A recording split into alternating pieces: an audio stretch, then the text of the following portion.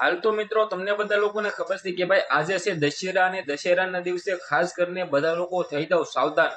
શું મળતી માહિતી મુજબ જાણકારી મળી રહી છે અને ક્યાં તમારે સાવધાન થવાની જરૂરત છે એ ટુ ઝેડ ડિટેલ્સ વિગતવાર મિત્રો વાત કીધું માહિતી બતાવવા જઈ જોશું. સૌથી પહેલા ભાઈ ચેનલમાં પહેલી વાર હોય તો વિડીયો શેર કરીને એક સબસ્ક્રાઇબ અવશ્ય કરવાનું ભૂલતા નહીં, જેથી અવારનવાર તમારા સમક્ષ વિડીયો લાવતો રહો. હવે તમે બધા લોકો ક્યાંક ને ક્યાંક આજનો દિવસ એટલે કે મિત્રો દશેરાના દિવસે લોકો મિત્રો વાત કીધું ક્યાંક ને ક્યાંક રાવણનું દહન કરતા હોય છે, જેમની અંદર મિત્રો વાત કીધું જલેબી ફાફડા પણ ખાય છે.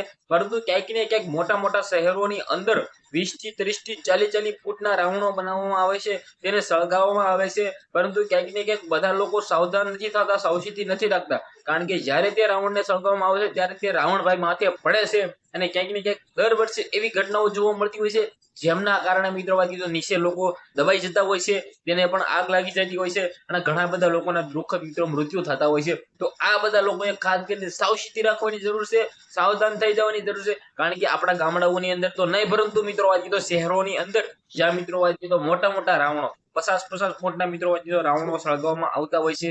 આ રાવણોની અંદર મિત્રો વાત કીધું ક્યાંક ને ક્યાંક તેમનું દહન કરવામાં આવે છે. ત્યારબાદ દહન કરતી વખતે રાવણ સળગે તો છે, પરંતુ ક્યાંક ને ક્યાંક નીચે પડે છે અને ઘણા બધા લોકો છે મિત્રો વાત કીધું ઉત્સાહિત થઈને ભાઈ નીચે રહેતા હોય છે, જોતા હોય છે. પરંતુ તેમની માથે રાવણ પડવાના કારણે ઘણા બધા લોકો દાઝી જતા હોય છે. ઘણા બધા લોકો મિત્રો વાત કીધું ભાગમ દોડ મસ્તી હોય, ભાગમ દોડ મિત્રો થાય છે, જેના કારણે ઘણા બધા લોકો કચડાઈ જતા હોય છે.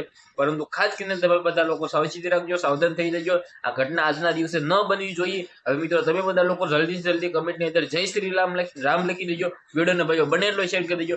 આજના વિડીયોમાંથી આટલી જ માહિતી. આપણે એક નવો વિડીયો મળી જશો. બધા લોકો જય હિન્દ, જય ભારત.